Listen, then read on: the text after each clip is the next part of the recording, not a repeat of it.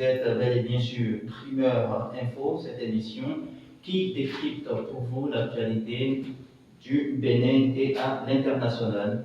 Donc, sur ce plateau, j'ai bel et bien Arim Lassissi que je salue. Bonjour Arim. Bonjour Ibrahim Adamou. Comment vous allez? Je me porte tel un poisson dans l'eau. Pardon. Et je salue les amis internautes qui nous suivent actuellement. Cela est bien visible, est en pleine forme. Eh bien, en face de vous, nous avons Nelly Muchaï. Je vais très bien aussi. Bonjour Harry, bonjour Ibrahim plutôt. Je vais très bien. J'espère que les internautes qui nous suivent vont très bien ici aussi. Bien, merci beaucoup, vous l'aurez compris. Nos deux invités sont là pour vous offrir la lecture de l'actualité. Nous aurons donc discuter avec eux des sujets brûlants de l'actualité. Et parlant de sujets, le premier sujet qui fait la une aujourd'hui de plusieurs journaux, le sujet qui intéresse aujourd'hui le peuple béninois, eh bien, c'est le sujet relatif à la production et à la vente, à la commercialisation du soja. Et d'ailleurs, plusieurs quotidiens ont abordent sur la une aujourd'hui cette information. Nous commençons par le matinal. Le matinal qui titre des nouvelles conditions de commercialisation du soja. Ensuite, la Nation également qui annonce des nouvelles mesures prises par le gouvernement au profit des producteurs. Et puis, la Libération qui exulte du social Guido, le gouvernement donne sourire aux acteurs. Et enfin, nous avons le quotidien Nord Bénin qui annonce, qui s'interroge, est-ce que ces nouvelles mesures prises en faveur des sojaculteurs est une lueur d'espoir ou un effet d'annonce? Eh bien, nous allons, avec nos deux invités, en savoir davantage sur ce sujet. Et sur ce, je donne la parole à Arim Lassissi qui va nous donner son analyse du sujet. Arim Lassissi, on vous écoute. Non, merci de m'avoir accordé la parole en première position, surtout quand je suis face à Nelly. Je crois, d'abord, j'ai bien heureux d'apprendre qu'il y a eu amélioration, soulagement dans le rang des agriculteurs béninois, parce qu'il y a trois conditions qui ont été revues, notamment il y a que, on nous a parlé de cette, on est passé de, on parle de nouvelles conditions de commercialisation du soja, on est passé de 140 à 30. Nous avons une réduction de la taxe. De la taxe d'exportation. Ouais. Alors, donc c'est forcément une bonne nouvelle pour les sojaculteurs. La question n'est pas au niveau de la volonté du gouvernement à bien faire les choses, c'est plutôt dans la réalisation, dans la suite. On a eu l'annonce, d'accord, la joie dans le cœur et tout. On a aimé que le gouvernement soit impliqué dans ce commerce, dans ce secteur. Donc, on va lui souhaiter que ça soit vraiment de la joie, que ça ne soit pas simplement l'effet d'annonce, que ça soit de la joie, jusqu'à la fin, que ça ne soit pas, qu'elle ne reste pas l'étape d'annonce, que cela soit jusqu'à son thème, que ces producteurs du soda soient quand même soulagés comme l'effet escompté par le gouvernement qui a réduit la taxe d'exploitation jusqu'à 30 francs, c'est considérable. Donc, ça fait plus de la moitié. Voilà, il faut saluer la nouvelle, il faut saluer maintenant. Et il y a l'autre condition, on dit que il y a un seul, on peut que tout est exporté à le port. Maintenant, ça, dans l'application, qu'est-ce que cela va impliquer? Est-ce que ces sojaculteurs ont les moyens nécessaires pour transporter le soja depuis le nord, par exemple, pour amener ça jusqu'à Cotonou. Vous savez, le port est à Cotonou. Est-ce que ça va impliquer d'autres dépenses qu'on ne va pas ici tout de suite? Est-ce que le sojaculteur, c'est pourquoi ce serait intéressant pour des fois venir, pour qu'on puisse traîner notre micro ou notre caméra?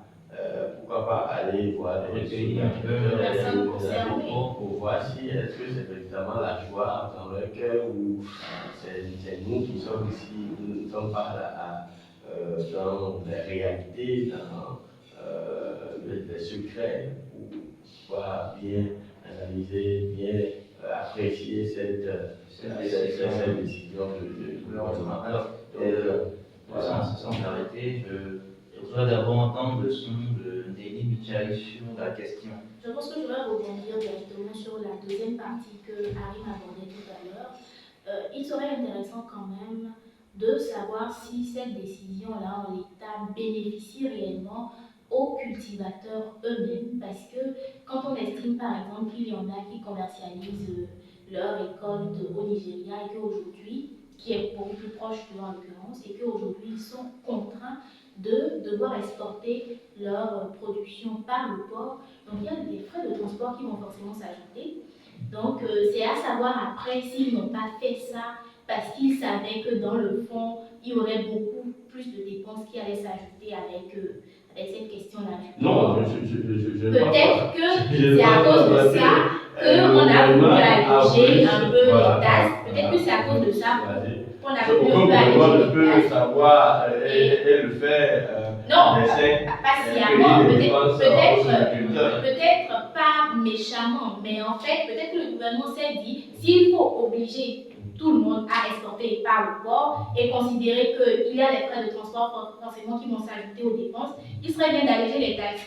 C'est peut-être aussi une option, mais en même temps, il ne faut pas oublier que c'est vrai que c'est une bonne décision, mais est-ce que dans les rangs des soja-agriculteurs, ça va vraiment faire le poids comme on voudrait que ça le fasse? N'empêche que je vais quand même finir en disant que c'est quand même une bonne initiative, que le gouvernement pense quand même à faire de petits gestes de temps en temps au niveau de cette personne-là. Et il faut ajouter que cette décision prend également en compte le fait que le commerce du soja se fait de façon libre sur tout le territoire national désormais.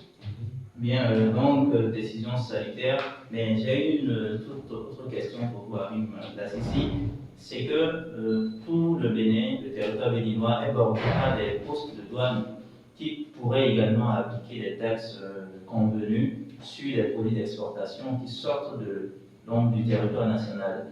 Est-ce que avoir pris comme décision que le port autonome soit le seul point d'exportation, cela ne mécontenterait pas d'autres producteurs, d'autres soja-culteurs, surtout ceux-là qui sont plus éloignés de Cotonou?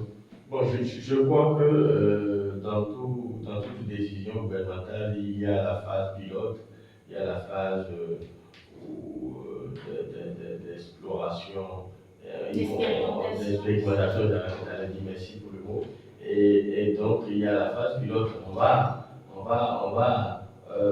apprécier, on va mieux apprécier, vous et moi, on reviendra ici, mieux apprécier cela si c'est effectivement ça a été une décision sanitaire ou de soulagement aux producteurs, parce que c'est l'objectif en fait visé. Et si cet objectif n'est pas atteint, c'est qu'on n'a rien fait. Mais j'aurais aimé avant de prendre une décision d'une certaine envergure, il fallait quand même faire le tour, comme vous l'avez dit, pour voir si, ou bien pourquoi ne pas exonérer, passer à l'exonération de cette taxe dont vous parlez au niveau des postes de douane. Donc, étant donné que nous sommes un État, on devait en amont réfléchir à ces facteurs, à ces paramètres avant de penser à prendre cette décision. Nous on espère, on n'est pas dans le secret de Dieu, mais on va espérer. On espère que ça a été pris, ces différents réglages, ces dissolutions ont été déjà prises pour faciliter la tâche à la liberté, à la libre circulation de. On espère bien. Et Nelly, une question pour vous. Au cas où cette décision d'exportation exclusivement par le port autonome de Cotonou est maintenue. Est-ce que cela ne va pas renforcer surtout ceux-là qui n'arrangerait surtout pas ceux-là qui ont déjà suffisamment de moyens et contribuer à l'appauvrissement, à approuver davantage ces agriculteurs qui souffrent et qui gardent la boue, qui font un investissement aussi bien humain, musculaire que financier. Est-ce qu'on ne va pas en arriver là à la fin? Je pense que vous avez compris, c'est un point important que vous avez soulevé. Et c'est d'ailleurs ce pourquoi, quand il y a une décision comme ça qui sort, il ne faut pas prendre les choses à chaud, mais il faut prendre le temps de mûrir des réflexions sur ces décisions-là avant d'émettre des réactions, parce que je suis sûre qu'il y a beaucoup de personnes qui, tout de suite, en entendant que les taxes passent de 140% à 30%, ont sauté de joie et on dit tiens, on sera soulagé, alors que derrière, on ne voit pas forcément l'aspect transport qui va s'ajouter à la chose. Et c'est tout naturel, à chaque fois qu'il y a une décision de ce genre, ceux qui ont un peu plus de moyens s'en sortent toujours un peu plus que ceux-là qui n'en ont pas. Et je pense que dans la faisabilité, on va voir, comme Harry le disait tout à l'heure, c'est peut-être une phase d'expérimentation et on va voir comment est-ce que ça va se passer. Et je suis convaincue que l'État béninois ne souhaite pas le mal de ces agriculteurs-là. Donc, certainement qu'au fur et à mesure, il y aura des ajustements. Bien, on croise donc les doigts et vivement qu'il y ait donc des améliorations dans la faisabilité, dans la phase pratique de ces décisions afin de soulager réellement ces producteurs de soja qui souffrent et matin et soir pour leur bonheur. Bien, et chers amis internautes, la deuxième information qui fait la une de nos journaux et que nous allons écouter avec mes deux charmants invités, c'est bel et bien la loi d'amnistie, la proposition de loi d'amnistie spéciale qui a donc fait l'objet de la deuxième session ordinaire de l'année 2023. Donc il y a Info Matin qui affiche à sa une loi spéciale portant amnistie, un guet-apens au député pro-talon, point d'interrogation. Alors là, je vous adresse la question, M. Armin Assissi. Alors, je crois que cette proposition de loi d'amnistie ou d'abandon de poursuites judiciaires au profit des personnalités politiques pour des faits criminels a été faite, cette proposition a été faite ou bien en prélude à l'ouverture de la deuxième session ordinaire de l'année 2023. Parce que justement, nous avons dans le pays des gens qui ont été emprisonnés, des personnalités politiques, j'en veux preuve Rekiat Madougou, qui est aussi du domaine, et il y a aussi l'autre.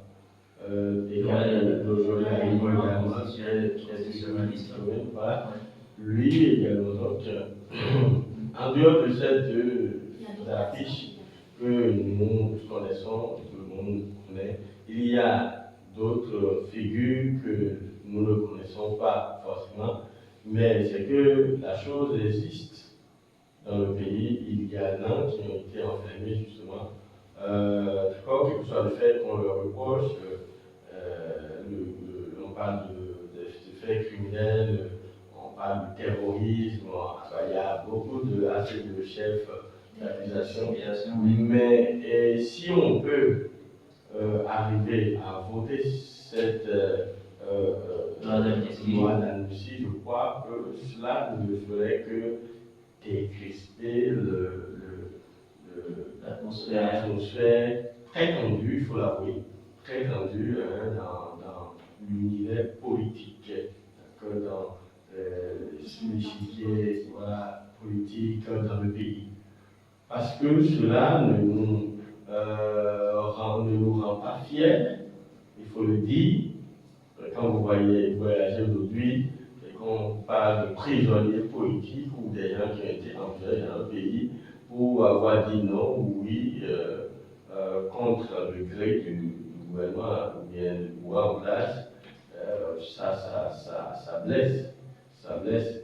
Donc, si on peut arriver à voter cette loi, je crois, c'est ceux-là qui sont en prison aujourd'hui pourront recouvrer leur liberté, rentrer dans leur famille, pouvoir vivre avec leur famille aussi, parce qu'il ne faut pas oublier, ils sont aussi des béninois comme nous tous. Donc, moi, je vais juste dire que la prévoyance soit du côté des députés, qui puissent, cette loi qui est en examen, soit votée pour qu'on puisse libérer nos frères qui sont en prison. Donc, c'est ce que je peux dire. Bien, merci beaucoup. Mehdi Michel, vous pensez que si cette loi d'amnistie venait à passer, venait à être votée, cela apaiserait un peu les tensions politiques qu'on observe? Oui, tout à fait. Je pense que pour en ajouter à ce que Arima a déjà dit, on en a parlé ici, il y a beaucoup de partis politiques, notamment ceux de l'opposition, qui ont souvent marché milité, pour que ces prisonniers politiques-là, que dis-je, des prisonniers... Et même d'autres organisations internationales. Pas forcément prisonniers politiques, mais ces personnes-là, ces politiques-là qui ont été enfermées. En tout cas, voilà, il y a eu beaucoup de plaidoyers au sein de certains partis politiques. Et ceux-là voulaient justement qu'on puisse libérer Ricky Amadou, Joël Aïba ou d'autres politiques qui étaient sous les verrous. Donc je pense que apporter satisfaction à ceux-là ne va faire qu'apaiser les tensions, mais en même temps, il faut étudier la question en profondeur. Ces personnes sont accusées d'un certain nombre de choses. C'est vrai qu'il faut libérer certaines personnes, mais il faut faire attention au profil de personnes à libérer aussi. Donc il faut prendre le temps d'étudier les dossiers de ces prisonniers-là et de voir dans quelle mesure il faut bien faire les choses. Parce que n'essayons pas de décrisper les tensions et en créant d'autres problèmes. Donc, je pense que, comme Harry nous dirait tout simplement, que la clairvoyance soit de leur côté et qu'ils puissent faire le bon choix, tout simplement. Bon, est-ce que, éventuellement, si ces personnes-là venaient à être libérées, elles ne reconnaîtraient plus? Exactement, c'est là la question. Donc, ils ont écopé d'une peine qui n'est pas encore arrivée à son terme. Donc, c'est assez délicat, c'est une situation très délicate. C'est vrai qu'il y a beaucoup de personnes à apaiser. C'est vrai qu'il y a certaines personnes qui pensent que c'est des prisonniers, enfin, on les a fait prisonniers de façon arbitraire, mais il y a aussi qu'il y a des faits, et d'après ce qu'on sait, il y a des preuves. Donc, sachons bien faire les choses, tout simplement. Bien. Nous abordons à présent notre tout dernier point concernant la une du quotidien Écho de nos communes qui sonne l'alerte quant à la situation désespérée de beaucoup de dialysés dans notre pays. Et donc, ce quotidien titre: le président Patrice Talon doit sauver son honneur. Les démocrates, la société civile et les ONG joueront-ils toujours au médecin après la mort? Point d'interrogation. Cette question des dialysés est une question de santé. C'est une question également très sensible, parce que pour se faire une dialyse, ce n'est pas facile. Et la prise en charge, on sait comment cela se passe. Alors, Néné Mitaï, que pensez-vous de cette alerte? Je pense qu'elle est tout à fait justifiée, parce que vous le savez comme moi, quand on parle de dialyse, c'est qu'il y a forcément dysfonctionnement du rein, du patient, et le rein assure deux fonctions épuratrices et réparatrices. Quand vous n'avez pas un rein fonctionnel, vous mourrez tout simplement. Vous mourrez petit à petit, vous mourrez. Et ce n'est pas quelque chose qui dure en 2 semaines maximum, je pense. Je ne suis pas experte, peut-être que je me trompe, mais vous mourrez très très rapidement. Et il y a certaines personnes qui n'ont forcément pas la bourse assez large pour vraiment s'offrir des soins de santé de qualité. Et les prises en charge ne couvrent pas forcément les frais médicaux, les consultations et tout ce qui va avec. Et la dialyse, il faut le préciser, ce n'est pas quelque chose que vous faites de façon spontanée, une seule fois et vous êtes guéri. C'est quelque chose que vous allez devoir traîner toute votre vie. Donc, il est vraiment important que ceux qui malheureusement sont dans ces conditions-là soient soutenus par le gouvernement. Donc, je pense que c'est tout à fait justifié. Et l'État en est certainement conscient et on espère vivement que les dispositions seront prises. Bien, dans cette atmosphère, hein, où tout le monde parle de soja, de politique, il y a ce quotidien qui quand même parle des dialysés. Qu'en pensez-vous? Bon, je crois que la question de santé est une question de priorité absolue, priorité nationale.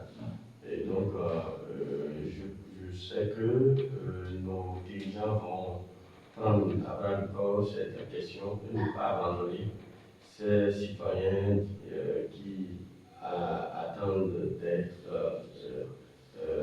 pris en charge pour le traitement, parce que, à ce que je sache, ce traitement est très onéreux et que je crois, 260 000 Par séance. par séance, et qu'on doit le faire par semaine. Quoi, Oui. ça va être par semaine. Oui, c'est énorme. C'est énorme et on voudrait juste que l'État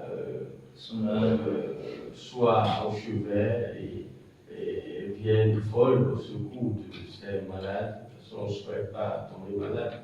Donc, quand c'est arrivé, on peut espérer que l'État vienne à l'aide à ces malades, à ces patients qui n'ont pas forcément, comme Nelly l'a dit, l'a souligné, n'ont pas forcément les pouces très larges pour supporter ces soins-là. Donc, on a perdu un confrère, NSKO, avec